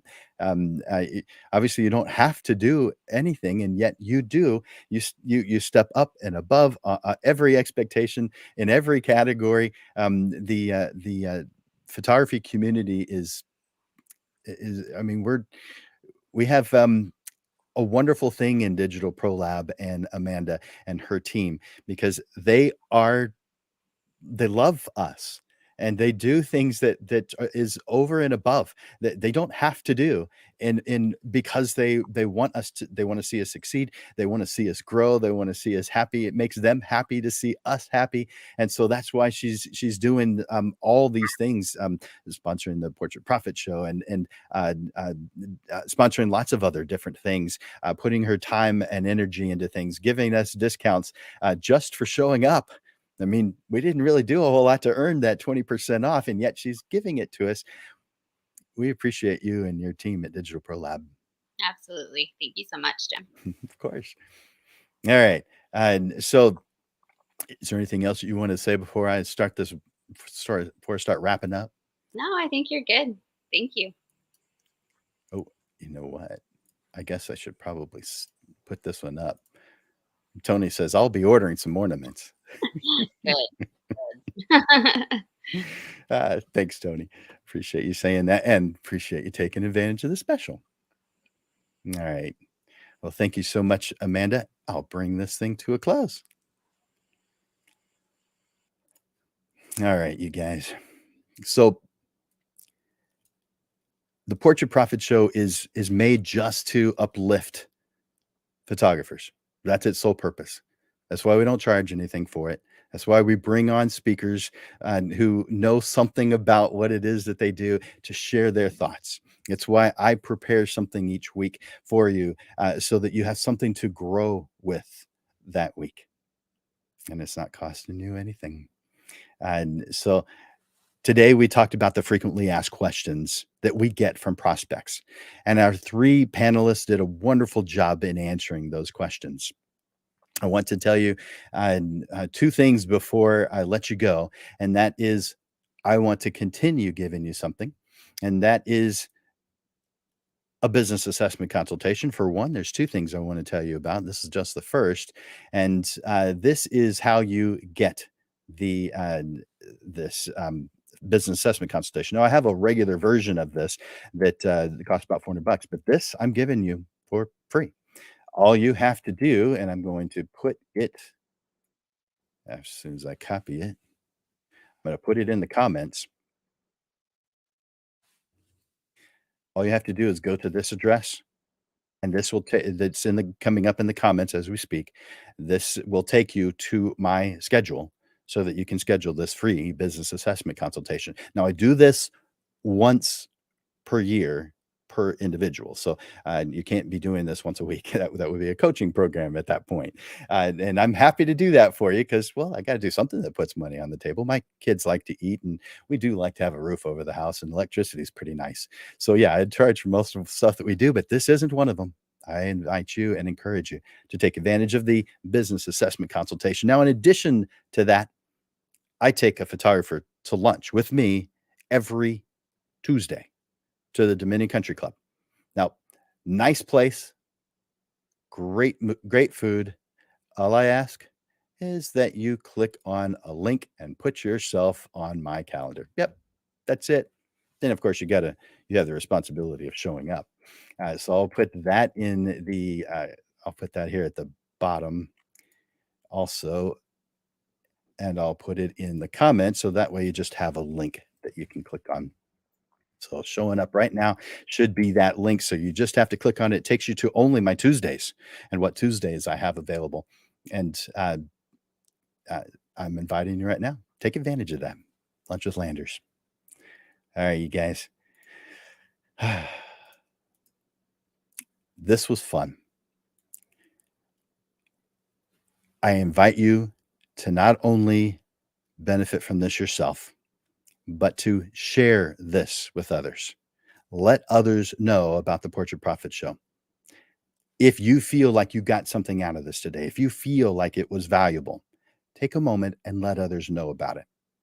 Because when we grow, the entire photography community grows. The more we learn, it's not just us in a bubble, it is us as a group. And so when we learn, and the more people who learn to grow and become better, especially at the business side, at least that's what I'm focusing on, then we all grow. Our clients start seeing our prices not as high or price gouging. They start seeing them as normal. And that's what we want. So share this with others. For Landers Photography School and Digital Pro Lab, this is Jim Landers bringing you the weekly Portrait Profit Show, giving you evolving content, awareness, and even fun to the business side of photography through helpful information, step-by-step processes, and action steps that will guide you through the struggles that you deal with every day. That way you're constantly realigned to the success that you deserve. Be here every Monday, put it on your calendar, to experience a different way of looking at the business side of photography. Thank you for investing your time here at the Portrait Profit Show. Thank you, guys. I look forward to seeing you next time. Bye for now.